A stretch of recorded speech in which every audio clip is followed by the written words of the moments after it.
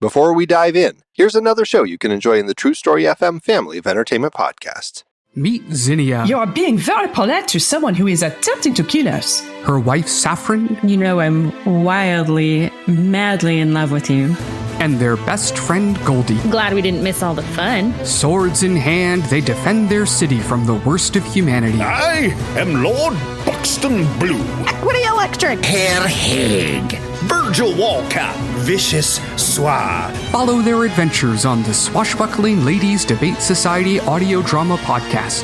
Available now at truestory.fm/swashbuckling. Hey, movie lovers, I'm Pete Wright. And I'm Andy Nelson. We are the hosts of the Next Reel Film Podcast. If you're passionate about films like we are, you'll love our show. Each week, we dive deep into a movie, discussing everything from the story and performances to the cinematography and score. Not to mention budgets and awards. We have covered iconic series like Francis Ford Coppola's The Godfather trilogy, examining themes of power, family, and the dark side of the American dream. We've explored the works of groundbreaking directors like Catherine Bigelow, discussing her mastery of tension. We've looked at heist films, great car chases, great years in film, couples on the run, and more. Our discussions go beyond the surface, examining what makes each film tick. We believe that when the movie ends, the conversation begins. And we'd love for you to join that conversation. Find the Next Reel Film Podcast on your favorite podcast app or at thenextreel.com. The Next Reel. When the movie ends, our conversation begins.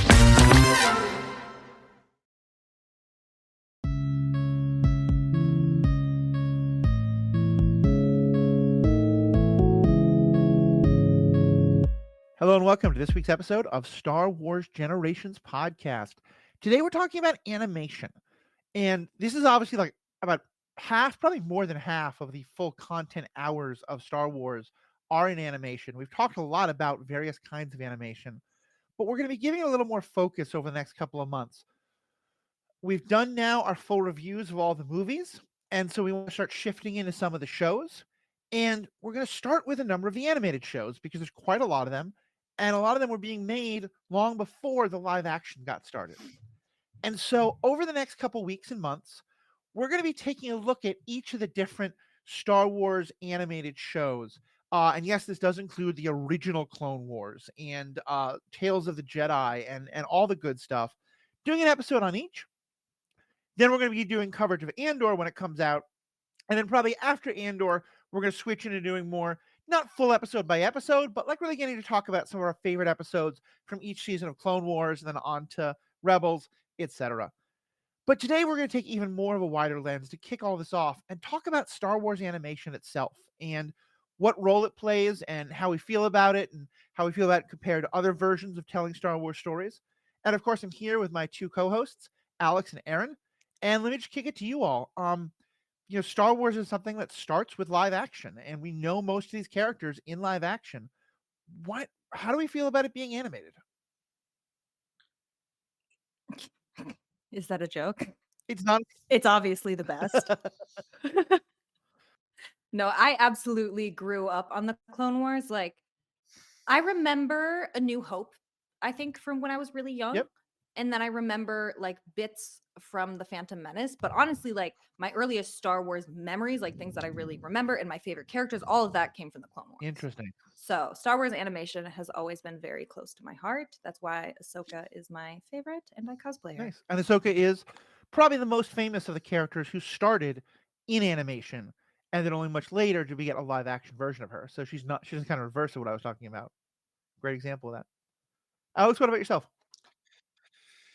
Yeah, I feel kind of similar. I mean, I definitely think I remember the movies first and foremost, but back before streaming services and you could watch everything in a row, I just remember as a kid just haphazardly watching random episodes of the Clone Wars as they came on TV, and I wouldn't really be able to follow the consistent storylines. There's really just like little pop-in adventures with the characters here and there. But I was always enthralled by it. I got really excited about it. I would make my mom buy me Lego sets from the Clone Wars shows. My little Ahsoka minifigures and the animated version of Mace Windu minifigure and stuff like that. But I think that animation as a general medium really opens the door for a lot of things you just can't do in live action, whether it's budgetary or technology limitations, stuff like that.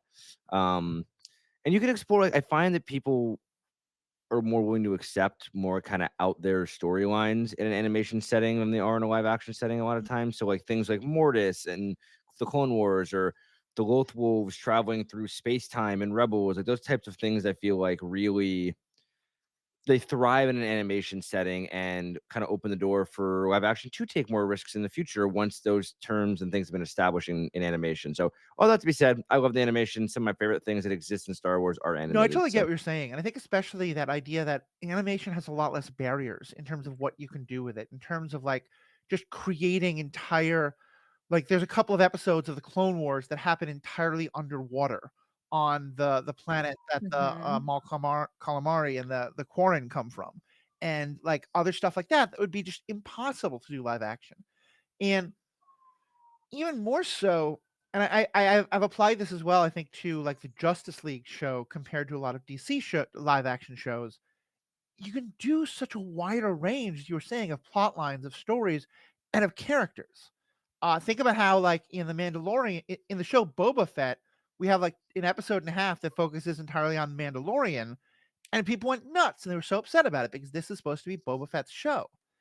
But the Clone Wars, like, yeah, you can say who are like the main characters, but we had a 3-episode arc about a like 8-inch tall Jedi that no one had ever heard of leading a band of droids that none of us had seen except for R2 before.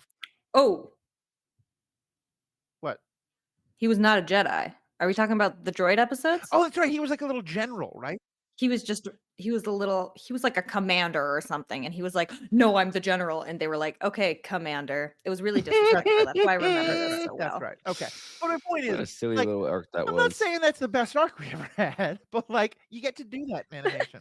But it's interesting. Yeah. What a silly little arc that was. You know, Sarah Hayashi, who was a co-host of this podcast for a while, listened to her episodes about those Clone Wars episodes. She loved that, and I want to honor that. She did. And I will say, I remember those Right? episodes.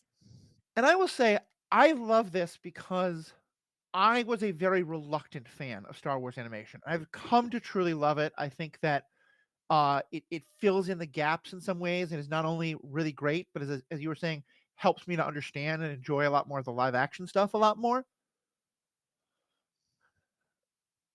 But it took me a while to get it. And I think I've talked about before about how like I was a fan who didn't really enjoy the prequels, was kind of turned off by them, and so kind of separated myself from Star Wars for a long time. And the first thing I'd heard about the Clone Wars was the Clone Wars movie, which I think is generally regarded as not the best. It does introduce us to Ahsoka and some cool ideas, but I think if you just put it up against a lot of the Clone Wars show itself, it's pretty near the bottom of the barrel. And it was also perceived, and this is maybe not fair, but it was very much presented and perceived as very much a young, not even just a kids show, but like a young kids show. So for me, at like 22, 23, it was pretty easy to be like, this is not for me. I'm just not interested. And it took Paul, another co-host of both this and Superhero Ethics, really kind of twisting my arm at a point in my life when I really needed something to focus on to get me to watch the Clone Wars. And a lot of it came because he'd been pushing me to watch Batman the Animated Series. Because I think I was definitely one of those people who was like, oh, I love live action, animation, that's for kids, that's silly stuff. And I'll happily admit that because I now know how incredibly wrong I was. And so it was Batman the Animated Series and then Justice League, and then he got me to watch the Clone Wars, which I continue to think is one of the best Star Wars properties out there, and helps to, for me, it makes the prequels a lot better, because it helps to fill in those kind of gaps. And we'll talk about how Resistance, I think, does similar things with the sequel movies. So yeah, it was quite a journey, but I've come, I think, to a very similar place to you too.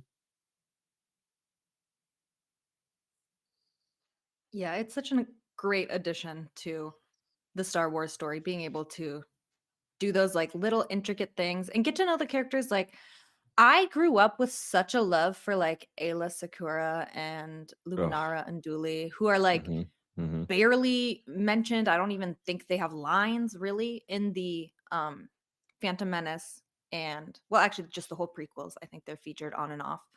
But like the episodes in season 1 of the Clone Wars where Ayla teaches, Ahsoka about like, yes, you care for your master and he's hurting, but you standing by his side is not going to do anything. Right. You need to like get up, Mhm. get your head right, and go get shit done. Yeah. And that was like such just a powerful message for me as a little girl. Like I just absolutely clung on to that little episode arc. I loved it. Um and yeah, so that's something I've really loved is how it delves into these characters that are just kind of glimpsed on screen. Or like, I mean, Aura Singh was just like a rando in Phantom Menace. They just wanted some cool alien, and people loved her so much that they gave her a whole ass background and everything Yeah. during the Clone Wars. Like, it's really cool to see what they can do. Yeah, I think that's really true. I think that the idea of being able to take these very minor characters and really explore them, Plo Koon and some of the other Jedi Mhm. who, just we see them a little bit in the Clone Wars and they get killed, and it's supposed to kind of hit hard. And I think for me it just didn't, and that's no grief to anybody who it really did, but because I just didn't know who any of these people are, and learning so much more about each of them and getting each of them to have their own episodes and their own backgrounds, and also just seeing how they all interact. Like, we're talking here specifically about Clone Wars, but I think this is true a lot of things. Just the breadth of getting to see so many different characters really just adds so much for me. Yeah, I agree. I think that like I don't know. I think that they all having an animated show where it's 20-minute episodes. I know right now we're talking about the Clone Wars, um, and in the Clone Wars, it really lets you not only dive into characters, but it lets you hash out like storylines and things that are brought up in the movies that you just can't really dig into. And even like species, like, I mean, they went basically and like looked at the species in the canteen in episode 4 and said, Mhm. how many of these species can we now hash out into full blown like characters and arcs, Right. and like you can learn about their planet. And now you hop Culture. into the canteen in the original Star Wars movie, and I can pick out a bunch of specific aliens um and different species that I couldn't ever do that before, because they didn't really have names or anything when Lucas, I'm sure, first created them. And now you have entire stories and characters that we love and know about them. And I think that makes the shows really special. And even ones that don't necessarily like dive into that, like like Rebels, it really fills in the gaps in our knowledge when it came out about like what was going on before the rebellion was fully in force attack of the Empire. How did this start? Where were the Jedi? It's just a lot of questions we had that are answered in a really succinct and cool way that maybe otherwise never would have gotten Yeah. answered.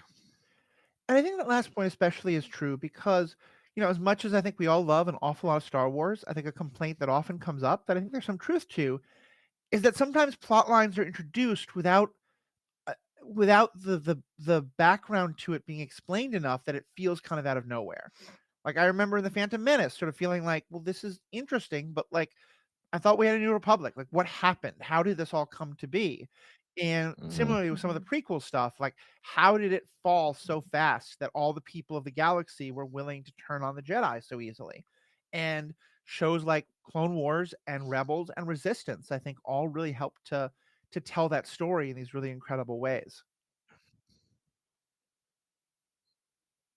I agree. I really enjoyed watching Resistance because I wouldn't say that I've ever had beef with the sequel trilogy, but it certainly is not my favorite. I've come to like it a lot more now that we did like the watch through together and discussed it all. Like I have a lot of interest in those movies. I do like them a lot. But back then I didn't really like I hadn't even seen Rise of Skywalker more than one time. Yeah. I was like, "Bleh." But it really got me reinterested in that time period when we saw the family member of somebody on those New Republic planets. Yeah. When they're destroyed by Star Killer Base, and it just all these planets, and we see like all these politicians just die, and it's just kind of like over and it's nothing. But we get to follow a character closely who has like a parent there Yeah. and just see like it was interesting. I think it's similar to, how Clone Wars can affect Revenge of the Sith, but like that aspect had never really like hit me hard. I think it hit me hard maybe the first time or two I watched the movie, Mhm. but it's kind of like, okay, and then that happens, and then that happens. Um, but just like we got a really I mean, it was a cartoon show, so as visceral as you can on a cartoon show, like this reaction to that mass of a tragedy. Yeah. Because honestly, that's a type of tragedy we can't even imagine on our world, because that's worlds Right. being destroyed. And I liked having a little more of an inside view on that. Whereas in the films, they just have places to go and, Mhm. there's emotional beats for it, but they have to continue telling the story. And so I liked having time for a deeper emotional moment. You know, it's funny. I never really put this together before, but so I was thinking about the destruction of, like, I don't even know the name of the worlds that are destroyed by in Starkiller by Starkiller Base and Phantom in uh, Force Awakens. Thank you. Force Awakens. And like, I don't know much about Alderaan, but in A New Hope, because we get to see Alderaan destroyed through the eyes of Princess Leia, like we see, she gets to talk. She says, it's a peaceful planet. It's, she talks about it, and we see the grief with her. We don't get that at all in Starkiller Base. We have it's like, oh no, our government's been destroyed, our whole fleet is destroyed, and there's no real explanation of why like everything was concentrated on this one planet or this one like group of planets, because I guess a bunch of planets get destroyed. But it's, as you said, it's so over and done with, and they talk about it as this great strategic loss, but not as a like, oh my god, we just lost our family. But the Resistance episode about it had me sobbing, because it just it makes it that personal story in a way that I think was so important, and that I think happens so often. In a lot of these shows, I think especially Rebels did this, but also, we get to see, we know intellectually that there are Wookiee slaves who are being used to build the Death Star. But in Rebels, we get to meet some of them and see them being rescued and see the ones who don't get rescued. And in Clone Wars, we get to see just how devastating this war is to all these different planets. And one of my favorite episodes is of this like kind of pacifist planet of these like kind of muskrat, animated muskrat folks who have Australian accents for reasons I don't quite understand, or South African accents or something like that. I think they're Scottish, actually. They But look that's like the lemurs to episode me. Lemurs, yes, thank They you. do look like lemurs. That's the one I was talking about that features Ayla Secura and Ahsoka working closely together. Oh yeah, you're That right. arc is very special. You're right. Yeah. I agree. It's like the aspect. Sorry, I took over talking. No, go for it. Please go ahead. The aspects of like culture. Like, I mean, I'm gonna be honest, guys. I'm white. I was raised somewhat very sheltered. So like culture isn't something I've been very aware of, and it's something I'm learning a lot in school because I'm becoming a nurse, and you need to be aware of people's cultures so you're not a bad fucking nurse.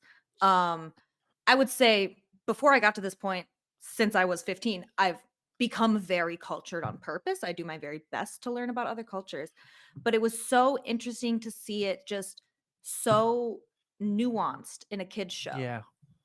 Of like the big questions of like, what does it mean for like a really strong culture? Well, like, yes, this is their healer. Everything defers to the chief. We are peaceful people. We will not fight no matter what. And as well as the concept of pacifists in a world war. Yeah. And the positions they're put into. And it's just so many concepts wrapped up in like 3 episodes. Yeah. It's just really well done. Yeah. I mean, it does. I think the Clone Wars does do a really good job at like introducing kids to like the realities of war, some of the realities of what these villains in the show who are trying to commit not only overt like genocide, but others who are like much more like behind the scenes, like how the banking clan, and how like economics and money powers warmongering, and it draws. I mean, Lucas has drawn inspiration from World War II history before, but it's interesting to see like how like it's introduced to children, and not like maybe the first couple of seasons is a little more watered down, but the Clone Wars becomes pretty gruesome at some points. And you see like heads roll and like slavery and whipping, and I mean it's they don't really sugarcoat it, especially it goes on. It's kind of like it matured as the audience matured with it. Which I think is when like Percy Jackson books did that, and like a lot of other like pieces of media would do that. And I think it's really cool when it does. But it's just really interesting to see some of the topics of Clone Wars tackled that like I was being introduced to as a young child and like didn't really wasn't really able to understand or process until I got older. And it makes me want to revisit the shows so much more now because it just it's Oh, yeah. interesting. Like I just as a kid you don't really think about that stuff, but as an adult you're like, damn, this show really works for kids, teenagers, adults, anyone who wants to watch it. And again, that's just the Clone Wars. Rebels has its own challenges and topics that it really touches on really well. And I think that all of the shows kind of have their own little, things that they're really strong at touching on that are both real world applicable and, an escape for people to just Yeah. watch. Well, I think it allows us to take a pause, and the movies are always by definition like they need to be fairly fast paced. And I know people often say that like A New Hope and M are very slow compared to today's movies, but even so, like we don't spend time with the people of Alderaan. We don't spend time with the slaves or the oppressed people in different places, and getting to see that and both the kind of like the heroic side, but also I think one of the complaints sometimes of the original Star Wars is that it has a very kind of black and white morality. And I think that misses the point, but I think there is some truth to it. But in some of these shows, like, we see a lot of like seemingly good people who are with the separatists and people who like, the Bad Batch, especially for me, seeing just how devastated these people's lives were by the Clone Wars. And now someone comes along who says, don't worry, I'm making this an empire and we're going to bring everyone's safety again and we're going to make everything great again. I'm drawing a little comparison there, but like that, I think it helps to explain why people look to authoritarianism. Why? Because it's easy to just say like, oh, the emperor just came in with guns and took over. But the thing is, the emperor convinced most of the people that they wanted to be in an empire, or at least enough of the people, and that's a much harder concept to grasp, and I think the shows have done a phenomenal job of it. And if I could hop in just on this topic, one more thing. Like I think of 2 episodes specifically that I think does a really good at like touching on these things. And one of them is, Erin actually named herself Uncle Anno's lifeless body. Rip. Please. But in the show, like he is technically, he is a flawed individual, but he is at heart, at least we were led to believe like a good person. Do you want to give like a quick separate quick summary for those who don't know who Uncle Ono is? Yeah. So like, he is a Rodian, who is the senator for Rhodia, and he basically like makes a deal with the separatists because his people are starving, they're being blockaded, they can't they're dying. And so he decides to, cave to pressure and basically like let the separatists roll in. And it's like shows you when being squeezed by powerful people, when desperation sets in, good people can make bad choices for survival, and like how that happens. And this is how a lot of authoritarians will take charge.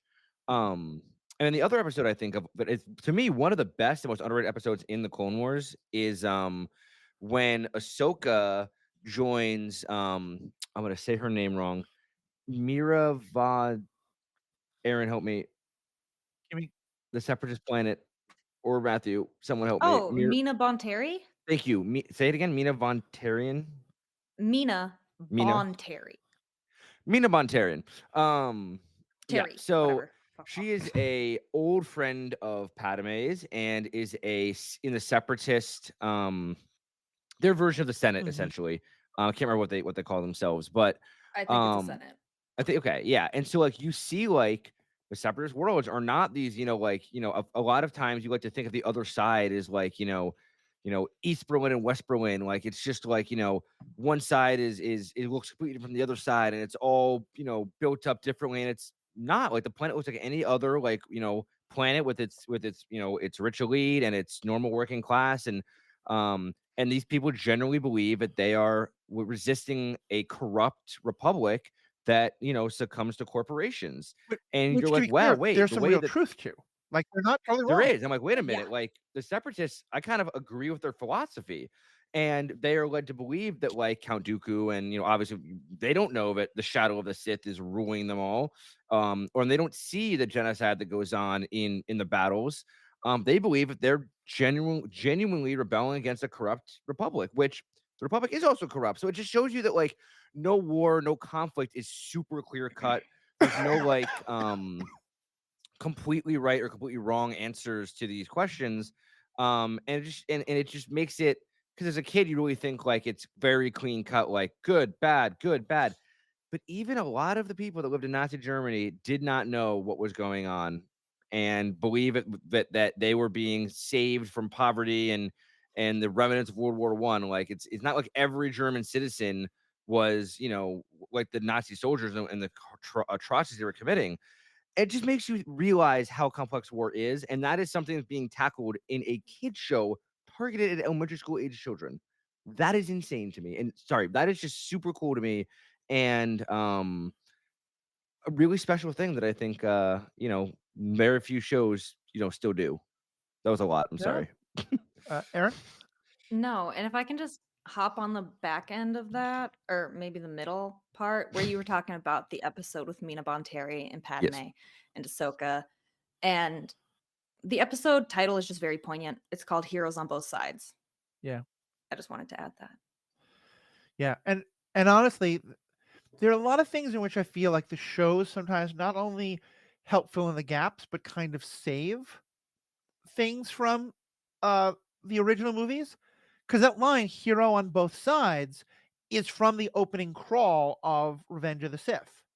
And I remember remembering it because it was such a batshit stupid line. Because I was like, until then, we'd had no discussion whatsoever about the idea that there could be some good parts to the Separatists. Like, it had seemed in Attack of the Clones like they were making some real points. But then it was like, oh no, mwahaha, Dooku is just doing all this because he's working with Sidious, and it's all these evil corporate people who are doing it. And so the line seems so out of nowhere in the crawl for Revenge of the Sith.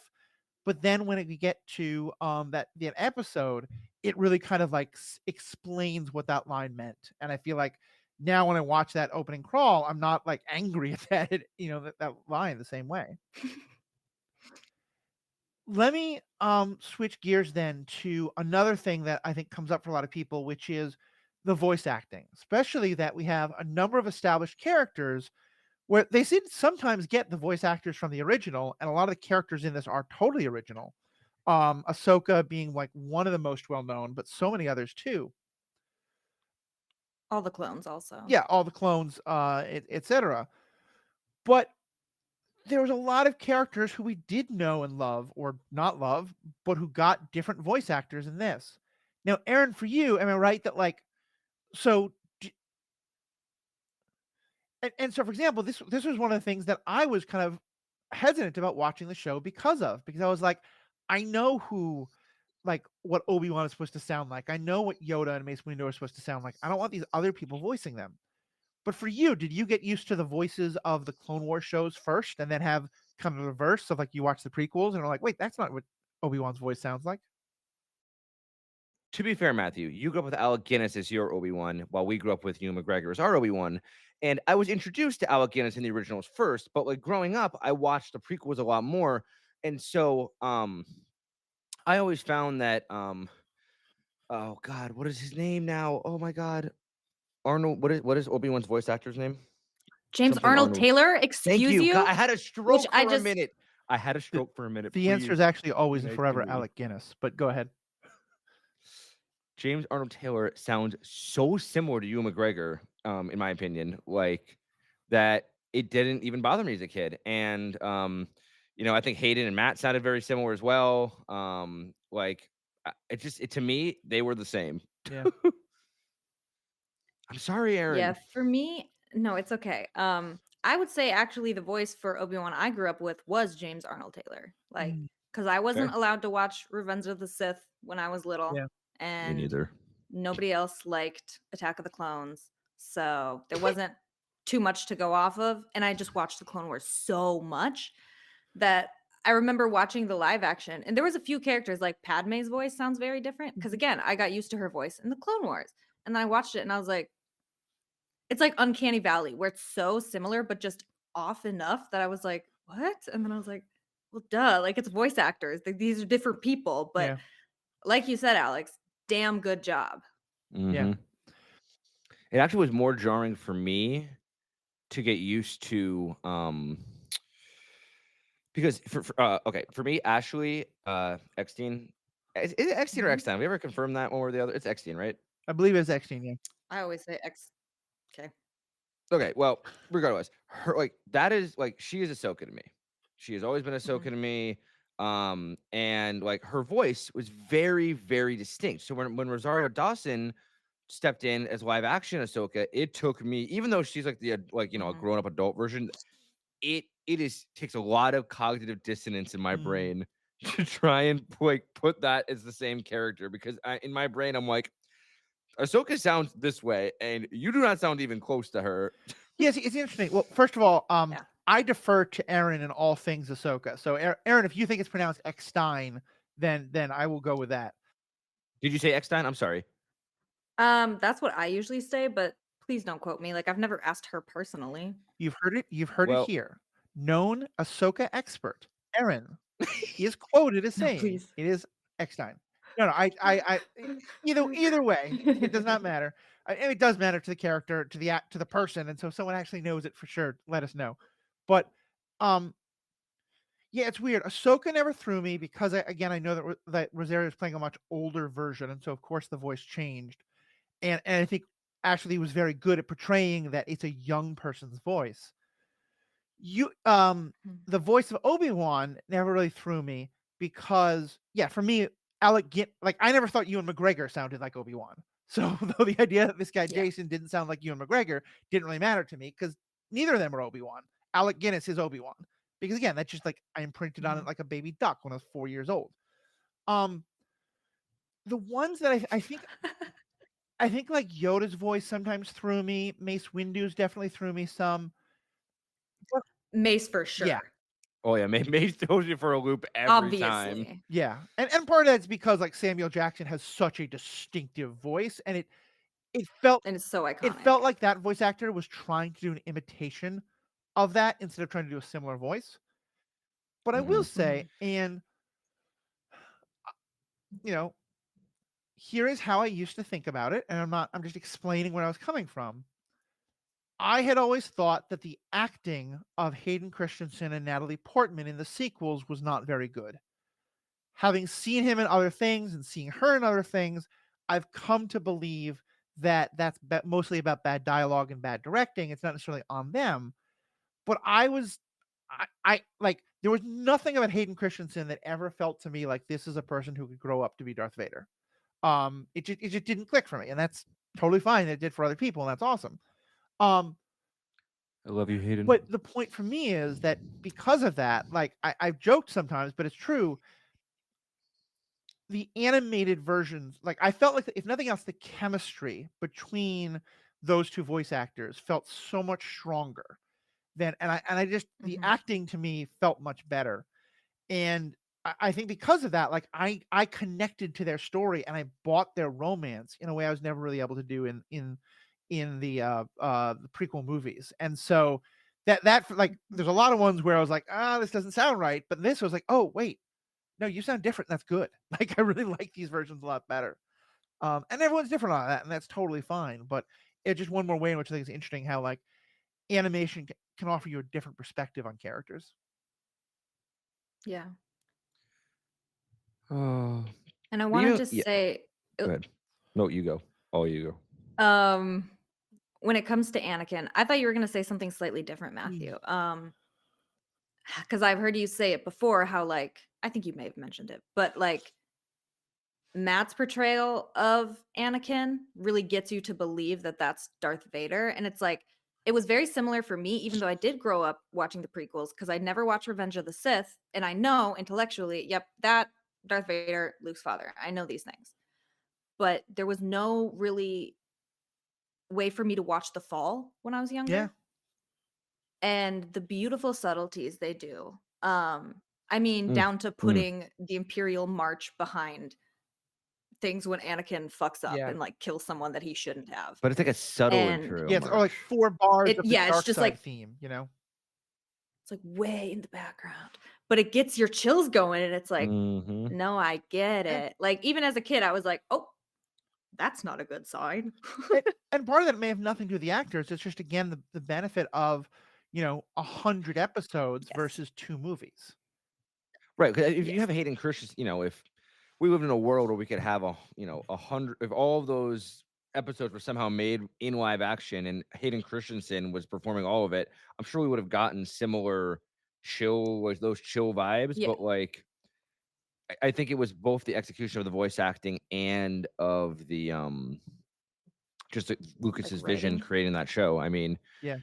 that is the Clone Wars, honestly, like, is one of the more impressive things to have built for him, because like it's so expansive and wide reaching and covers so many things that reinforces what he already made in a really cool way. And I will say, much to Hayden, I Mhm. think it's very much to Hayden's credit, and he said this very publicly a number of times, that he basically credits Matt Latner with keeping the character alive. Kind of recognizing that like people didn't really love his portrayal of, or at least a lot of people didn't love his portrayal of Anakin, and that the Clone Wars really helped to kind of rebuild interest in that character. And he's talked about how, and I think this shows that him watching every episode of the Clone Wars and really learning from Matt Latner's portrayal changed how he portrayed Anakin in later portrayals. And I think that that's very much because I think there's something I can imagine there being some competition, between live actor and voice actor, and the fact that there's not at all. Same thing with Ashley Eckstein and Rosario Dawson. They're clearly very close and have really worked together on feeling like a shared bond over this character. Mhm. All I'm saying is Matt's autograph is in my bedroom where no one else can see it. Hayden Christensen's autograph is front and center on a lightsaber in a place of honor for everyone to see. Aaron is giving me Oh a my look God. right now. I thought that was going somewhere completely Yeah, I did different. too. I was like, we're just gonna Oh, ride wait, this out. I'm like, why is it in your okay. bedroom and no one else can see it? Oh, Look, yikes. I Maybe mean, cut given that his out. feelings, if it was reversed, it would be even worse. So, Oh, well, and that's gosh. fine. And that's like your defining memories of now he gets it. Your defining memories of Damn it. Anakin are as played by Hayden. My defining memories of Anakin are as played by Matt Latner, and that's just it's This is so two different versions of unfortunate. the character. This is so We got some unfortunate. great listener feedback about this topic that I want to get into in a minute. But just first, for either of you guys, we've talked mostly about Clone Wars, but just in general, what are other things that you think either are great or even can be sometimes frustrating about Star Wars animation? Yeah, I would like to give a brief manifesto on how amazing Rebels is. Well, again, we're gonna do stuff about each individual show. I want to talk. Yeah, that's why I'm keeping it real short. I just want to say that the Clone Wars was focused on characters that already existed, and again, amazing job at fleshing those characters out, giving them life. That was its own challenge.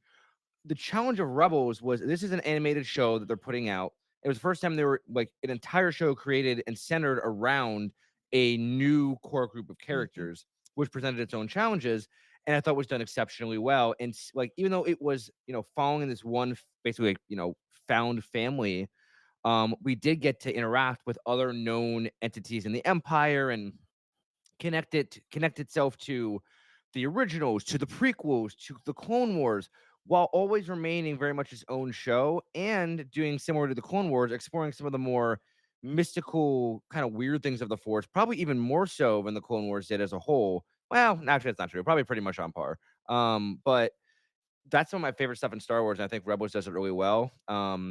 And shows you like a really unique perspective of what was it like to be trained as a Jedi now outside of the parameters of the Temple and outside the parameters of the Republic. And I think that Rebels is a really unique piece of Star Wars media that we are going to do episodes on it in the future. But I just want to say is one of my favorite pieces of Star Wars media because it's just very unique to me in how it connects and reaches every aspect of the franchise, is really beautiful and emotional.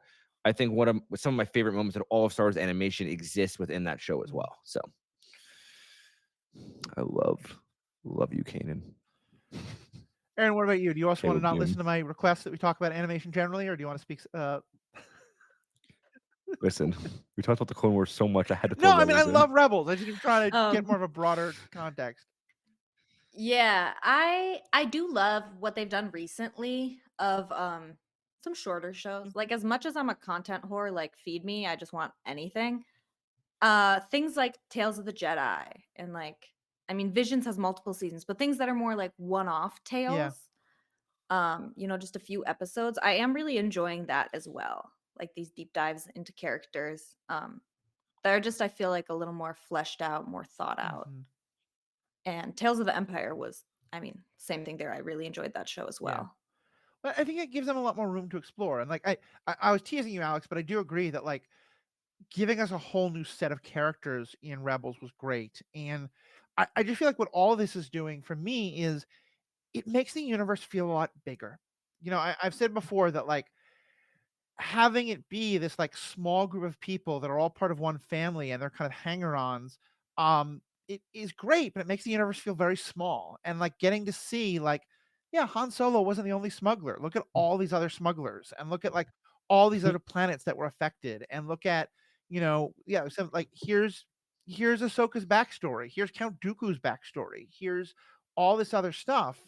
I think has been really incredible. And I'd say if I have any one frustration with animation, it's that I do think that sometimes, and maybe this is just with me, it does feel like sometimes it I don't even know how to say this. No, I'm not even gonna get into that because forget I said that. Now I want Aaron to and I were- know. Aaron and I were listening very Okay, let me intently. try it again. We were ready. Yeah, we were ready to And I'll go. say if I have just like any one frustration with the animation, it is that sometimes, and again, I think this is just how my brain works, that I am a very sort of literal person. And a lot of times I don't know, like, and I know that like, like when I was watching A New Hope, like the herky jerkiness of the X-Wings and TIE fighters fighting each other was real bad compared to what it is today. And it's been remastered and all this kind of stuff. But I don't think I ever got excited for a space battle in any of the animation the way I did for in the live action movies. And there are moments like in Rebels where like they trick the fleet and they get like Admiral Constantine to move out of position by like playing on his ego and his anger, and it's brilliant. It's fun to watch. But just like the sheer thrill of the trench run or of any of that kind of like live action space battle stuff, even some of the great stuff in like the sequels, I've never seen animation equal that for me. Yeah. I can understand that. I mean, as a kid, those episodes definitely were not my favorite as well. Like, I loved the Ryloth arc because Boyle and Waxer are two of my very favorite clones ever. Such a sweet, sweet story. But there's an episode called Storm Over Ryloth, and I always skip it. Yeah. That's fair. Because it's about ships and planes, Real. and I was like, I know the plot. I just want to get to the part that I enjoy. So I understand what you're saying, how like an entire 20 minutes spent like focusing on a space battle kind of starts to run long. It's a little harder to stay engaged. Yeah. And it's definitely like the feeling I get when, and of course this is from the sequels, but the feeling of watching the Raddus and Admiral Holdo like tear through that fleet of First Order ships. Like, I will never get that same like full body chills. Do you know? Oh what I'm yeah, of talking about? course. Yeah, one of the greatest moments in cinematic history. Sorry, I got very confused for a second. 'Cause Alex is when making I a heard face. Raddus, I was thinking the ship is named after the admiral Correct. in Rogue One. Yeah. I'm with you now. I was confused for a second. Same page again. Yep. Yeah, like something like that you just can't portray in the same way over cartoon. Like, because it is so hyper realistic now. Right. Yeah, I think that what makes the ship has always made the ship battles in Star Wars powerful is even if, I mean, again, I did not see it at its herkiest and jerkiest like you did, Matthew, but I think that like at the time that was still revolutionary to see, and like Star Wars continues to like make these strides to make the space battles feel super realistic and like visually just arresting. And you can't duplicate that in the Clone Wars suit or in any of the animated shows. So you rely more on the character interactions, which is to me why the most interesting of the space encounters in the animated shows, at least from my perspective, was probably that one with the cloak ship, because it was much more Admiral like Trench. yeah, because it was the interesting characters like Yularen, Trench, and Anakin, all like a little chess match between the three of them. But it wasn't even like the space part that was interesting to me. It was just watching the three of them trying to make moves around one another. It just happened to take place between two ships. But no, I get that, and I think that that's fair. I think I definitely like get the same level of excitement for lightsaber fights, certain lightsaber fights in the in like animated shows as I did in live action, but I don't feel the same Yeah. way about the ships. Like, Ahsoka and Oh, yeah, Maul. and- Ahsoka and Maul, I think, is up there with the stuff from Yeah. the Acolyte as being one of the greatest lightsaber fights of all time. Like I'd say, to me, Absolutely. I'd say that the top 3 lightsaber fights are, I think, kind of pretty easy, as Ahsoka Maul, Anakin Obi-Wan, and from Revenge of the Sith, and the head-butting Chimere, The Stranger versus Everybody. Stranger versus Everybody. I'm surprised you didn't put Luke versus Vader up there. I think that scene is.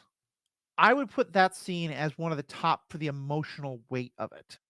Yeah, And- I was yeah. gonna say like the emotional weight, especially if for me at least, the one in Return of the Jedi just hits me so yeah. hard. But like the actual fighting, like generally it's like Yes. they spend 20 seconds clashing the lightsabers and then they go back to their corners and talk to each other. Yeah. And that's incredible. And like I'm fine with that as a fight, and I think it's probably kind of realistic in some ways. A lot of But posturing. compared to the right. Anakin and Obi-Wan do a lot of that same like 20 seconds of clashing and then back to their Oh, corners, my God. but they do it for 15 minutes. And then And there's a lot of spinning. and Chimera, it's just No, I agree. Visually, I mean, yeah. I mean, like one time, my friends and I rented a movie theater to watch something else, and then we had 15 minutes to spare, and everyone's like, "They don't want to watch anything," and I said, "Give me the comm," and I just put on the Revenge of the Sith lightsaber fight so I could watch it on the big good man. screen. Good man. I like it. That's so funny. All right, let's talk about some of the great feedback we got. So first of all, from the Grand from the Grand Podcastissimo of the True Story family of podcasts that we're part of, Andy Nelson. He writes, Woo. it's hard to go wrong with season 7 of Clone Wars. Honestly, that's some of my favorite Star Wars. It allowed for an incredible resolution to that story. And it's interesting. I feel like in some capacity, I feel a stronger connection to certain versions of characters based on how I meet them than like I vastly have more of a connection to Ahsoka in her Clone Wars version than the live action version. Same with the characters from Rebels who we later meet in live action. I may say the same about Anakin and that era's Obi-Wan, but perhaps it's also because I spent so much more time with them. I also love that the animated shows gave them room to expand the universe so much. They can obviously create vast worlds live action, but in animation, it doesn't require the same level of effects, costume designs, production design, creature design, etc. So they're able to play even more. Yeah, I mean, I agree. I mean, season 7, when they announced the revival of the Clone Wars and a final season during the pandemic, the darkness that surrounded my existence was temporarily lifted by the mere thought of having that back on my screen. Like that was like when I think back to like what got me through the pandemic, that season coming out is high on the list for me because it was so special. And I agree that like you get to spend so much time with these characters and learn so much about them and just you just spend so much time with them that you get to see them in moments and spaces you never otherwise would. I mean, you had a lot of time with Anakin in his, more than we did in the live action. Anakin like in intimate spaces with Padme and like, one-on-one time with him and Obi-Wan and how he trains a youngling. Like it's just you get to like I will agree, Matthew, that like, the Anakin of animation really does like flesh out every side of the character. And so like, like you said, Andy, I think that like you get to spend so much time that like, even if I got to meet Anakin via Hayden Christensen, like I got to really know Anakin through Matt Latner's performance. I agree. I totally understand being like more bonded to certain versions of characters. Like I will always like Clone Wars and Bad Batch Rex better than Rebels Rex. No, Facts. no hate, but that's just the facts. Like Aaron, who's your favorite Ahsoka variation? season 7. That's what I figured. Yes, it's season 7. I feel so close to her. But also since I grew up with her, that's a bit of an exception. Like I feel very close with every aspect of her.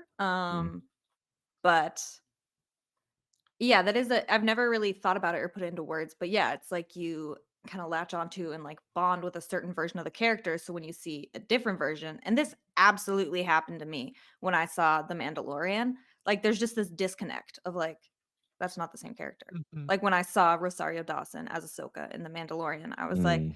why are her leku so short? Why is she fucking calm, first of all? And just what is going on? And it honestly took me like years to really fully connect Mhm. those characters. Mm. Um, I agree. and I don't know if I still do fully connect them. I feel like Mhm. I still see them as very different. I do too. I would still pay a large sum of money to have been in the room the first time Aaron watched Ahsoka descend onto the ground of Mandalore in season 7.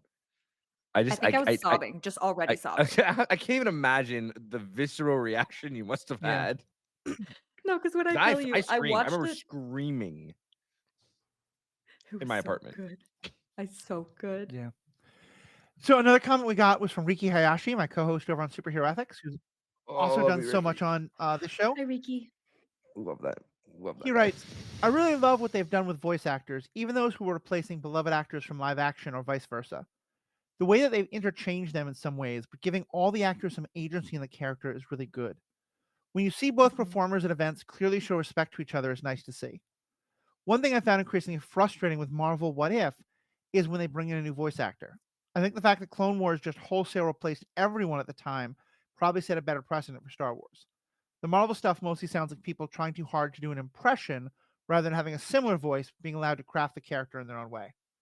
And I think that is really true, and I think that's kind of, and I don't mean to hate on this person. It might be the direction they were given, but I think it's part of why Mace's voice actor stands out, because it really does sound like he's trying to do a Samuel L. Jackson impersonation, whereas no one else is trying to do that. Yeah, Riki, I think that's so true. Like the ability to give those actors some agency with the character is what makes their portrayals genuine. You know, Mm. like every actor, and I'm speaking as an actor, I did community theater, guys, I'm kidding. But it's like a big part of trying to like connect and find yourself within the character so that you can give an accurate portrayal of them. Oh yeah. Because if you have a character and you know their traits and you know how they talk and you know this, and then you put it on like it's a mask, that's not good acting. That's copying. And so it's just so true that like these voice actors did such a good job clearly of like truly connecting with their characters, and they came out so real and genuine, but also like so damn similar. Like Mhm. it's really, I think you're kind of right, Matthew, about the concept of like if you get in your head about trying to do an imitation or a portrayal of a different voice, and it's going to sound like crap. But if you just are familiar with the other voice and you say, this is the character, this is how I feel, and I view this character, and I'm going to go from there. Yeah.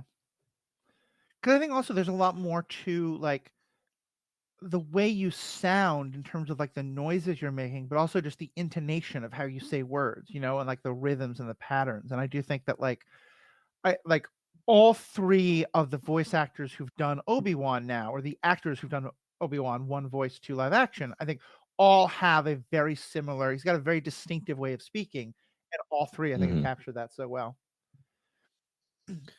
But they each give you a slightly different aspect of the character that when taken together does make sense. And it's very believable this is all the same person and it's all the same character, but it's all there because each of them interpreted the character in their own special way. So one last comment I want to read out, and then we'll wrap up this episode. Corsiano says, I agree with everything above. Clone Wars and Rebels are hands down some of the most interesting, compelling, and emotional aspects of Star Wars entries. Favorite moments would have to be Season 5, Episode 6, The Gathering. What is interesting looking to what an interesting look into the process into a Padawan obtaining their first kyber crystal, and creating their first lightsaber. Another is the Last Night story arc from Rebels. Still makes me cry to this day. Please. The first one, I so agree. I love that little arc. It's so special to see.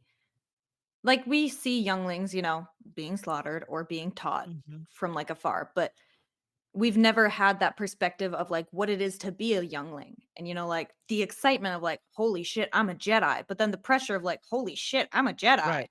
Like you gotta ball out. Like and I loved seeing all of that. I really liked that arc as well. And I mean that specific episode was really good. And I kind of like Yoda is a dick in that episode. He sucks. He sucks. Yoda allows these kids to believe that unless they find their crystal and get back in time, they will freeze to death, and that they have to help each other. And the part of the, they have to learn to sacrifice themselves for each other. But like, he full on convinces these kids they're about to die. Like, hey, eventually he turned into much more of a troll than that. But I think he started off real serious, and that led to his trolling of Luke later in I'm life. just saying, I'm like, the man has some therapist friend in the Jedi Temple who he's making a lot of money for. Except the Jedi Temple famously does not have therapy and should. What is? I want to speak to. Oh, sorry. I was going to speak to the other episode quickly. Just like the Jedi Knight. Yeah. What is last night? I don't remember that episode at all. I think it's actually called Jedi Knight. I could be incorrect on that, but it's the episode that Kanan dies. Oh, okay. And what I love about that episode is it starts off very like between the music and everything. It's very atmospheric. You feel very connected to Kanan, and you see how he feels connected to the world around him. And it's just like, I don't know, the whole episode, you feel really upbeat and positive, and like, we can do this. We can save Hera. We can deal a blow to the Empire. We can do this. And you do not. There is no inkling that Kanan Jarrus is going to die until it happens. And then when it happens, it is. This is going to sound maybe ridiculous, but one of the most emotional deaths for me in all of Star Wars is that death. Like, I agree. The way that he, like, I didn't even know it was possible to feel that deeply about a character that I've only seen for a few seasons, but he just, the way that he in Jedi Patch sacrifices himself, and like basically the Force rewards him by giving him his sight back to see Hera one last time, like his wish. Stop. I literally, I'm about to cry just thinking about it. Like, that to me is one of the greatest feats of animation Star Wars has ever done. Just that one episode. So I totally agree with that episode is in my top 3 of all Star Wars animation ever made. Yeah. So that was. It is so emotional. And as we all know, if you've listened to this podcast before, Alex Corman loves to be hurt by Star Wars. So Facts. I want to say just real quick about that episode. I watched Rebels through like the mindsets. Okay, so when Disney took over Lucasfilm and they canceled the Clone Wars, I was like, fuck Disney. And then they came out with Rebels and I was like, fuck this show. It's not the Clone Wars. And then I watched a few episodes and forgot about it for like years. And then I finally came back because I was like, it's 2020, right? The new season's coming out. I'm excited and I want to watch some just like happy stuff because it's 2020. So I'm like, let me finish this series. And I was fucking bitch slapped. I literally like fell to my knees in a Walmart. Like, it was horrible. Like, I was beside myself. I could not believe what just happened, because I was like, this is supposed to be the fun show. Yeah. This is supposed to be the easy show. And it, like you said, Alex, there's no inkling. It came out of fucking nowhere. And I remember the credits rolled and I just like sat on the ground. By the way, I was pacing in front of the TV the entire time. the credits were I just silent. sat on the ground. I was like, what comes next? Like, the show's over. And after that, after his death, the show takes a very distinct, sharp turn towards more like of the spiritual and like out there like stuff of the Force, the world between worlds and the Loth Wolves traveling everywhere and all this crazy stuff, and the Purrgil coming to save the day. And to me, when after he dies, it's devastating, but the show really just comes into its own, and then it ends a season later and I'm devastated, even though it like ends kind of perfectly. It wasn't a season. Doesn't he die like 4 episodes before the end? Yeah, 4 or 5 episodes, yes, but it is half a season and it's devastating that it happened so quickly. Yeah, that's totally fair. That's totally fair. All right. Because after that is when all the really weird shit starts happening, and I'm here for the really weird shit. Just saying. He likes the weird shit. I've probably said too many things this episode that came across terribly wrong. Look, when you started to defend the people of Nazi Germany, yeah, my hackles got up. But no, you did it perfectly, because what you said made total sense. And it reminded me of the that great quote from Captain America of the first countries the Nazi invaded was Germany. And yeah, like that's a much deeper conversation, obviously, and like it's not. It is. And I do want to just clarify on air. I very much do not think the Nazis are good people.